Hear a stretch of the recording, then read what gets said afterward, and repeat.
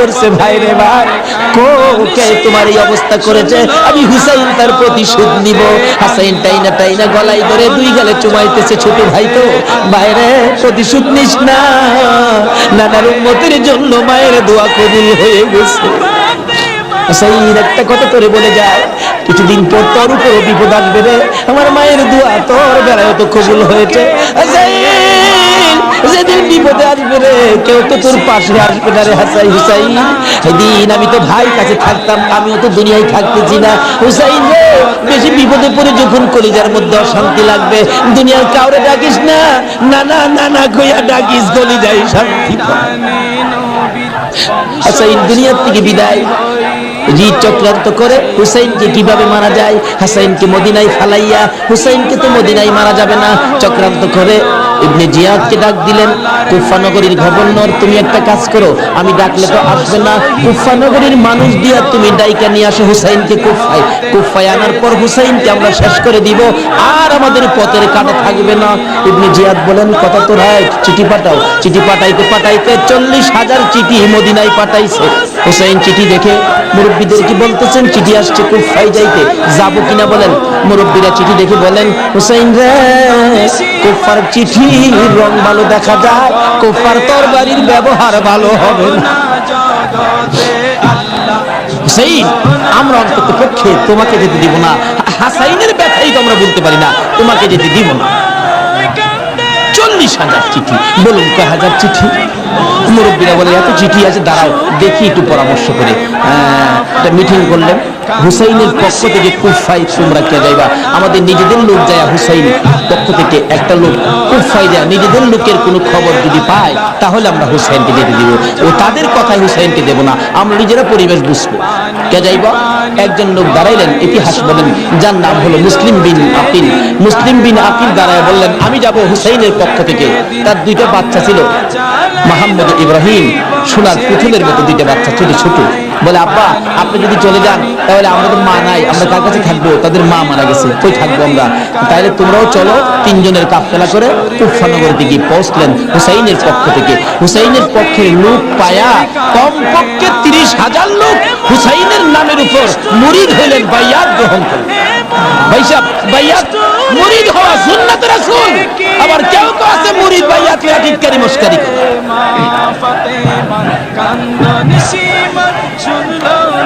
বুঝে না ভাই সাহেব, পীরের কাছে মুরিদ হবেন, কত মজার খেলা যে খেলে, আল্লাহর ওলির আল্লাহর সাথে কত খেলা যে খেলে। আল্লাহ কই, এইটা ফতুয়া লাগাইস না, মাস্তা লাগাইস না, এটা আমার খাট বান্দা, খাট জায়গা কোনো দলিল লাগে না। জোরে জোরে খান সুবহান। এক আলেম গেছে মুরিদ দিতে, হক্কানি এক পীর সাহেবের কাছে, এক আল্লাহর ওলির কাছে, ইয়া হুজুর মুরিদ হইতে আইছি। আলেম কইতেছে, বাবা মুরিদ যে হইতে আইছো, মুরিদ হইলে তো পীরের কথা মানুন লাগে। হুজুর পীরের কথা তো মানতে হবে, মানবো। তাহলে শুনো, আজকে তুমি এশারের নামাজটা পড়তে পারবে না। যে এই কথা কইলে কি আপনারা মানবেন? পাগল পীরে কয় নামাজ পড়তে হইব, আপনি কোন নামাজ পড়তে পারবে না? আরে বাবা, সব সময় তো তুমি পড়বা, আজকের এশারের নামাজটা খালি তুমি বাদ দিবা। অন কেন কইছে?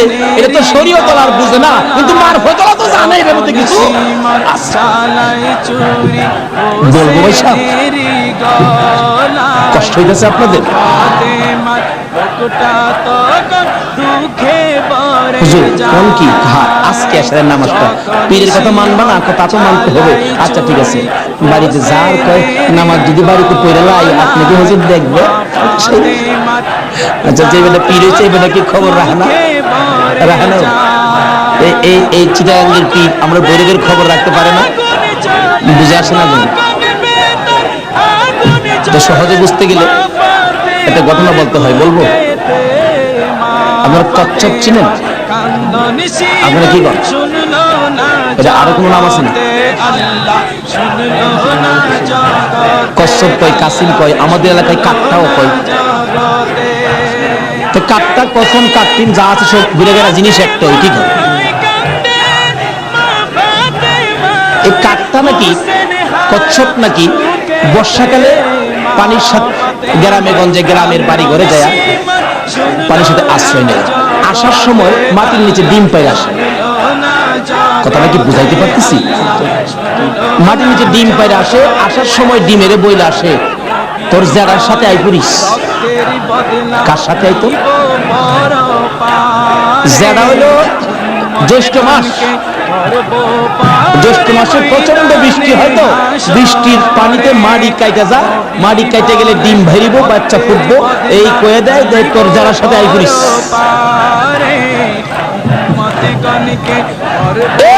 এই 3.5 মাইল দূরে ডিম পাইরা বইলে আছে যারা সাথে আই করিস।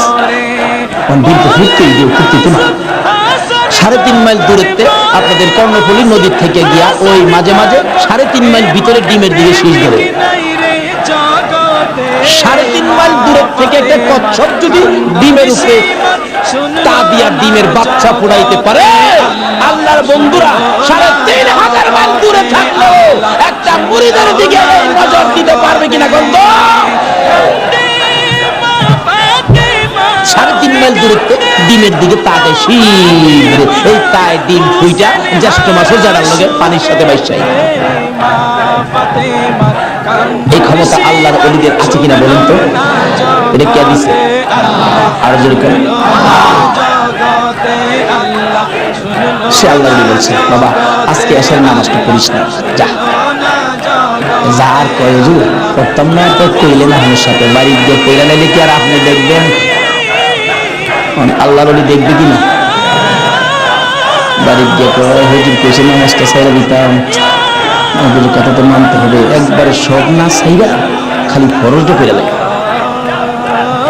একবারে কেমনে বাদ দেয়, সারা জীবন নামাজ পড়লাম, আজকে নামাজটা কেমনে বাদ দেয়? শুধু ফরজটা পইরা ঘুমাই রইছে। রাত্রে নবীজি আইসা ডাকতেছে, কিরে আজকে আমার সুন্নত ছাইরা দিলি?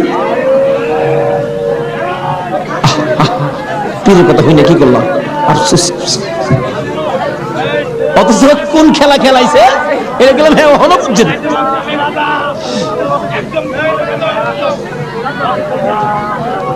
সকালবেলা ফজরের নামাজ পড়া মনের দুঃখ খুলে যাইতেছে পিসাবের কাছে। পিসাব দূরে থেকে কয় কি ফেজ বুঝি লাগছে, তাহলে বুঝা গেল খবর পিসাবের কাছে।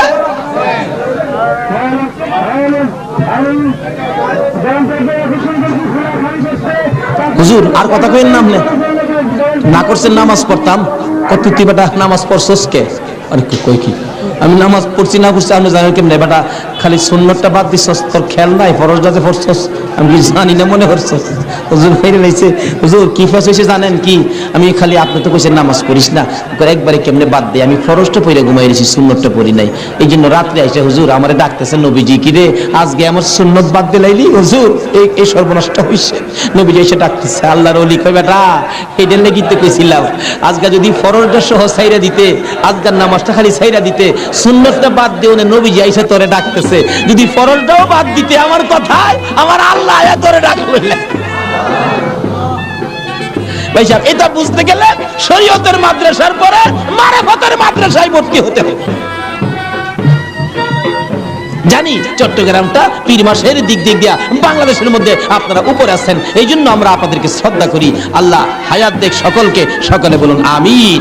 যাই হোক ওদিকে আমার আলোচনা না, আমার আলোচনা হলো কারবালা। যাই হোক কারবালার দিকে পৌঁছে গেছি, আধা ঘন্টা সময় দিতে রাজি আছেন না আপনারা? আসুন হাইরে কারবালা যাচ্ছি এবার কারবালা। এবার চিঠি পাইলেন কয় হাজার? মুসলিম বিন আকিল চলে গেলেন, 30,000 লোক মুরিদ হলেন, বাইয়াত গ্রহণ করলেন। খালি কয় মুসলিম বিন আকিল হুসাইনকে কুফায় আনেন না, আমরা হুসাইনকে দেখতাম।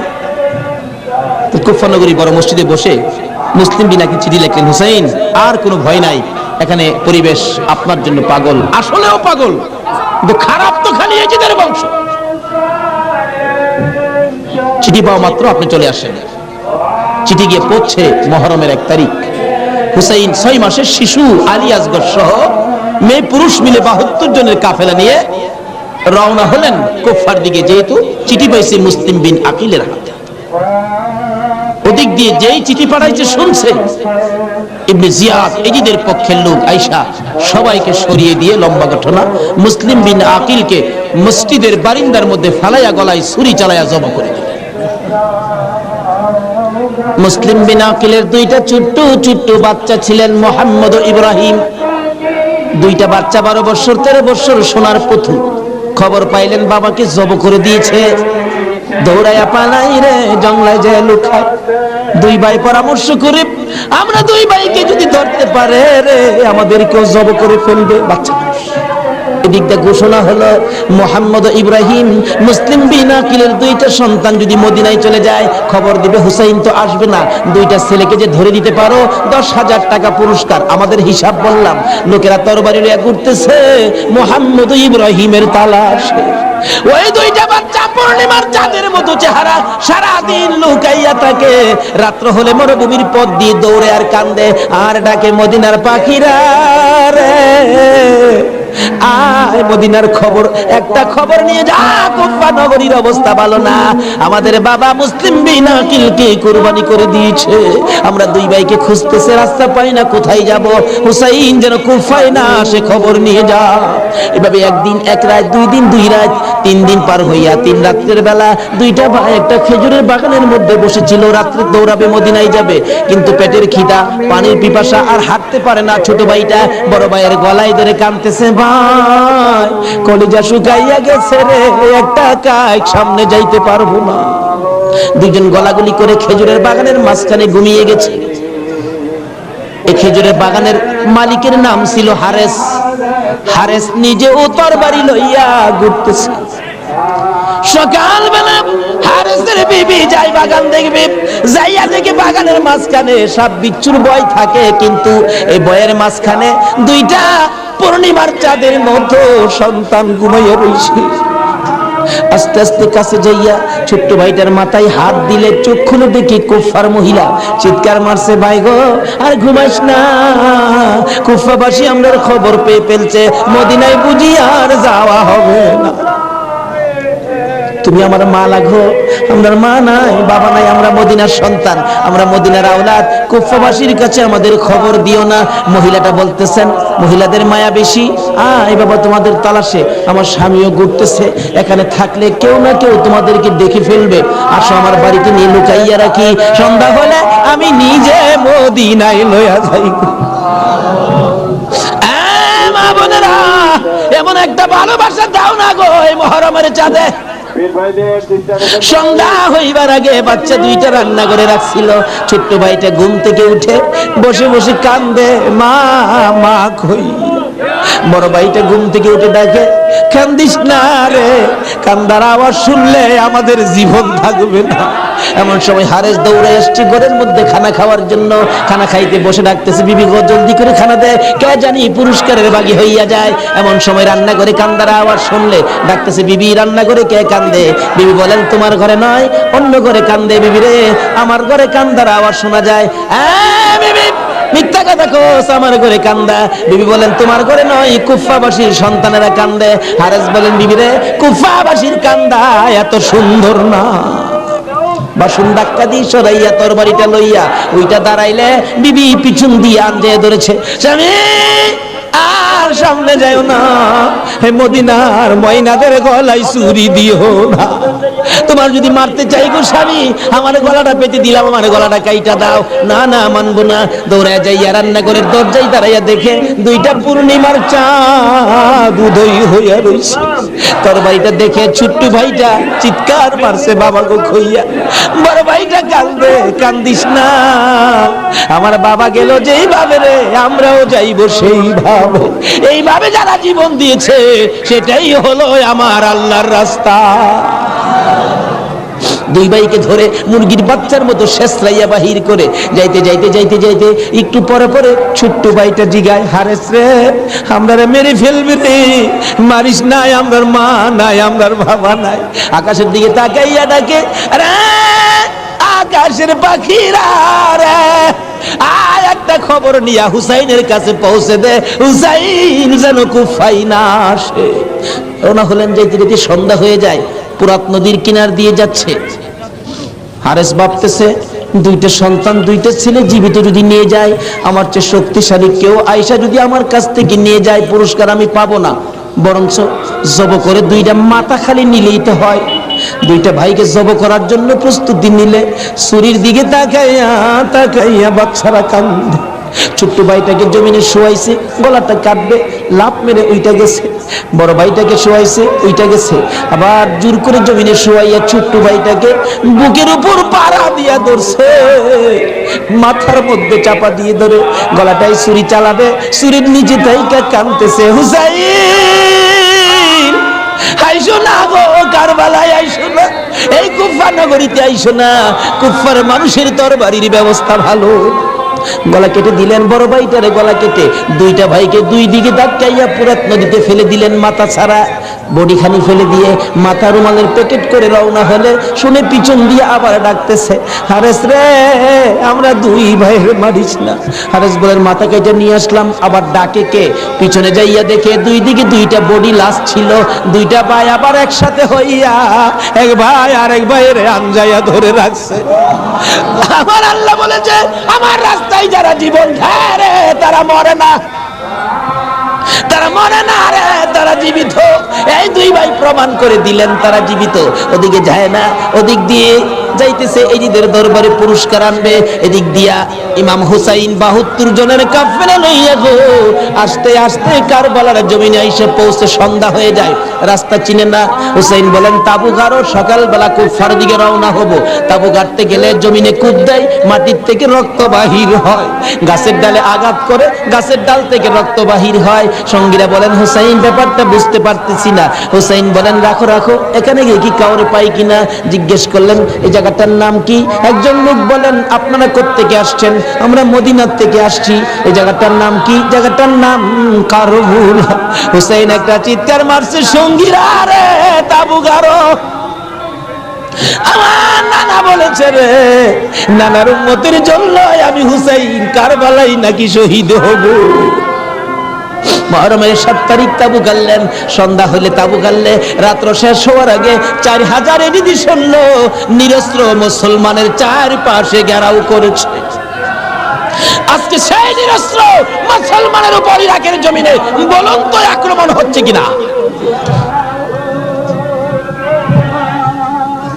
সকালবেলা ডাকে হুসাইন যুদ্ধ করো। হুসাইন বলেন আমি তো যুদ্ধ করতে আসি নাই, বেড়াইতে আসছি। এই যে দেখো চিঠি পাই আসছি বেড়াইতে, কোনো কথা মানবো না, যুদ্ধ করো। একদিন 2 দিন 3 দিন পার হইয়া মুহররমের 9 তারিখ দিবাগত 10 তারিখের রাত্রে শেষ চিন্তাধারা। হুসাইন তাবুর বাতিরা জ্বালায় বলতেছেন তোমরা কথা শোনো, কি এখানে অবস্থা ভালো দেখা যায় না, যুদ্ধ করার তো কিছু নাই, তোমরা আমার একটা কথা শোনো। কি? বাতিটা নিবাই দিলেন। নিবাই দিয়া বলতেছেন যে যেদিক দিয়া পারো কারবালা ছাইরা তোমার নিজেদের জান বাঁচাও, কিন্তু হুসাইন কারবালায় শহীদ নানার উম্মতের নাজাতের জন্য। সারা রাত কান্নাকাটি। পারবা? 9 তারিখ দিবাগত রাত্রে টিভির বার্তাটা বন্ধ রাখতে, রেডিওর চাবিটা বন্ধ রাখতে। হুসাইন কারবালায় সমস্ত লোকদেরকে 72 জনের কাফেলা নিয়ে কান্দে, আর আমরা সেই তারিখে টিভি চালাই। কিসের মহব্বত আর কিসের মায়া আর কিসের নামাজ তুমি পড়েছো?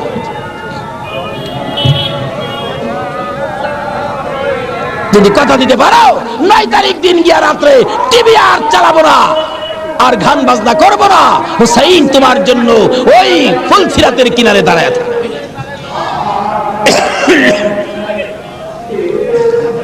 সকাল হয়ে যায়, ফজরের আজান দিলে নামাজ পড়ে, নামাজ পড়লেন। এত বিপদ তারপরও হুসাইন নামাজ ছাড়ে না, পড়ে। তাহলে বোঝা গেল এই নামাজ ছাড়া গেলে হুসাইনকে পাবো না। নামাজ পড়ে কোরআন শরীফ পড়তে বসছেন, এমন সময় শাহরবানু 6 মাসের বাচ্চাটা নিয়ে ডাকতেছেন, স্বামী স্বামী গো 3 দিন পর্যন্ত খানা পিনা কিচ্ছু নাই তাবুতে, এই মরুভূমির গরমের তাপে বাচ্চাটার কলিজা পর্যন্ত শুকায় গেছে, দেখো জিহ্বাটা নাড়াইতে পারতেছে না, 6 মাস কথা বলতে পারে না, তো একটু পানি যদি খাওয়াইতে পারো মনে হয় বাচ্চাটা বেঁচে যাবে, না হয়তো বাচ্চাটা মরে যাবে। হুসাইনকে দাও দাও দাও, কোলে নিয়ে কাঁদতেছে আর ডাকতেছে, এদিকে সৈন্যরা রে এরকম বাচ্চা তো তোদেরও আছে, দুষ করলে আমরা করছি, এত কোনো দুষ করে নাই, একটু পানি বাচ্চাটারে দে, আমার নানা না হইলে কিচ্ছু হইতো না, এই পানি হইতো না, আজকে আমার নানার আওলাদ মারা যাবে পানির জন্য, একটু পানি দে, অনুরোধ তোদের কাছে একটু পানি বাচ্চাটারে দে, আমাদেরকে দরকার নাই, বাচ্চাটারে দে। এভাবে ডাকতেছে আর যাইতেছে। দূর থেকে একটা এদিকে সৈন্য হুসাইনের দিকে লক্ষ্য করে তীর মারলেন, তীর আইসা হুসাইনের গায়ে তো লাগলো না, হুসাইনের কোলে 6 মাসের শিশুর কলিজাটার মাঝখান দিয়ে তীর ঢুকে গেছে। আলী আসগর বাবার মুখের দিকে তাকাইয়া জিহ্বাটা বাহির করে দিছে, 2টা চোখ উল্টাইয়া চোখের পানি ছেড়ে ছেড়ে বুঝাইতেছে, বাবা গো মায়ের কাছে বলে দিও আর জীবনে পানি চাইতাম না। হুসাইন বলেন টান দিয়ে তীরটা যখন খুলে ফেললাম, তীরের আগার মধ্যে আমার বাবার কলিজা সিরা আইসা বসে। মৃত শিশু খুলে লইয়া তাবুর পাশে যাইয়া লম্বা ঘটনা ডাকতেছে, ও সাহার বানু কোথায়? কেন? এই যে নাও তোমার ছেলেরে পানি খাওয়াইছি। বেরিয়া দেখে মা দুকিনি, বাবার জিব্বা বাহির হইয়া রইছে, চোখ দুইটা উল্টা লইছে, বুকের মধ্যে রক্ত দেখা যায়, চিৎকার মারছে, বাবু আমার বাবা কুল পানি খাইছে গো। এই জমিনে যে নবীর জন্য সব বানাইছো সেই নবীর উম্মত পানি পায় না, তীর খায়া মরে আর কলিজা মানে না। এইভাবে কাঁদতেছিলেন। মুহররমের 10 তারিখ সকালবেলা আলী আকবর 18 বছরের পালোয়ান দৌড়াই আসছেন। মা কেন কান্দো? দেখাইলেন, দেখো তোমার 6 মাসের ছোট্ট ভাইয়ের অবস্থা। আলী আকবর দেখে আর সহ্য করতে পারে না, রক্ত হাতে নিয়ে বলতেছেন, মাবুদ গো, এ রক্ত ছুঁয়ে কসম খাইলাম এর দি সৈন্যরে ছাড়বো না। যুদ্ধ শুরু হয়ে যায় মুহররমের 10 তারিখ। আলী আকবর যুদ্ধ করতে করতে পিপাসিত ক্লান্ত হইয়া তাবুতে ফিরে এসে ডাকতেছেন, মা মা এক গ্লাস পানি যদি খাওয়াইতে পারো, কথা দিলাম সমস্ত কারবালার সৈন্য, এই দিদি সৈন্য ওদেরকে আমি খতম করে ফেলবো। মা চোখের পানি ছেড়ে ছেড়ে বলেন, আলী আকবর রে, পানি যদি থাকতো তোর ভাই কি তীর খায়া মরতো? নাই রে বাবা, পানি নাই, পানি নাই। মায়ের পায়ে সালাম করলেন আর চোখের পানি ছেড়ে দিলেন। মা মা গো, বিদায় দাও গো, দেখা হবে হাসরের ময়দানে। যাইতে যাইতে যাইতে যাইতে একটু যাই, আবার ফিরে ফিরে চাই, মা বিদায় দাও, দেখা হবে হাসরের ময়দানে। মা দুইটা হাত বাড়ায় ডাকে, আর ফিরে ফিরে চাইস না রে বাবা, আর ফিরে চাইস না, সহ্য হয় না। যুদ্ধ করতে করতে আলিয়া শহীদ। এইভাবে পুরুষ যারা ছিল সব শহীদ, শুধুমাত্র বাকি জয়নাল আবদিন বিমারি আর ইমাম হুসাইন তরবারিটা নিয়ে পোশাক পরে তৈয়ার হলেন। জয়নাল আবদিন দাঁড়াইতে পারে না, পড়ে যায়, তারপরেও ডাকে, হুসাইন গো তুমি যাইও না, আমি জয়নাল যাব। বিমারি উঠতে পারে না, তবু হুসাইনের পক্ষে যাইতে চায়, আর আমরা শক্তিশালী হইয়াও হুসাইনের পক্ষে যাইতে চাই না। এবার বলতেছেন, জয়নাল রে তুমি যাইও না, তুমি যদি যুদ্ধের ময়দানে শহীদ হয়ে যাও নবীর বংশের বাতি টুকুন কে জ্বালাবে। হুসাইন যুদ্ধে চলে যায়। লম্বা ঘটনা সংক্ষেপ করে দিলাম। মুহররমের 10 তারিখ যুদ্ধ করতে করতে তীরের আঘাত, বল্লমের আঘাত লাগে আর রক্ত জর্জর করে পড়ে, রক্তে জামা ভিজে যায়, গোড়ার পিঠ পর্যন্ত লাল হয়ে যায়। আরে রক্তে লালে লাল হইল কারবালার ময়দান, বলুন রক্তে লালে লাল হইল। শহীদ হলো ইমাম হুসেন নবীর জানের জান, শহীদ হলো ইমাম হুসেন নবীর জানের জান। রক্তে লালে লাল হইল কারবালার ময়দান, হায়রে রক্তে লালে লাল হই। এজিদি সেনা সীমার এসে হুসাইনের বুকে বসে, এজিদি সেনা সীমার এসে হুসাইনের বুকে বসে, ছুরি দিয়ে কাটে গলা, বাঁচে না আর প্রাণ, ছুরি দিয়ে কাটে গলা, বাঁচে না আর প্রাণ। রক্তে লালে লাল হইল কারবালার ময়দান, হায়রে রক্তে লালে লাল হই। দুধের শিশু আলিয়াস ঘরে পানি চাইলো মায়ের দ্বারে, দুধের শিশু আলিয়াস ঘরে পানি চাইলো মায়ের দ্বারে, পানি পানি বলে সে যে দিয়ে গেল প্রাণ, পানি পানি বলে সে যে দিয়ে গেল প্রাণ। রক্তে লালে লাল হইল কারবালার ময়দান, হায়রে রক্তে লালে লাল হই। শহীদ হলো ইমাম হুসেন নবীর জানের জান, শহীদ হলো ইমাম হুসেন নবীর জানের জান। রক্তে লালে লাল হইল কারবালার ময়দান, হায়রে রক্তে লালে লাল হই।